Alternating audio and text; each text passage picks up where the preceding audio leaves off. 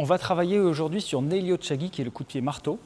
Neil Chagi, quand on l'apprend au début, il arrive de comprendre la trajectoire, mais il va manquer quelque chose pour qu'il ait véritablement en fait, de la puissance. Ce qui va arriver souvent quand on commence à l'aborder, c'est qu'on a compris l'idée de monter le pied au-dessus de la raquette et de taper en descendant, sauf que bien souvent, on va taper en repliant la jambe de cette manière.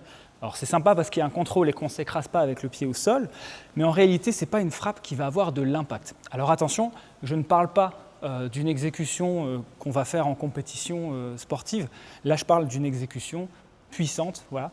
Donc ce n'est pas quelque chose qu'on va forcément appliquer en compète.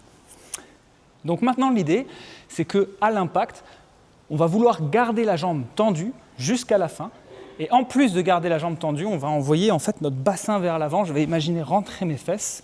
Donc, je ne fais plus ça.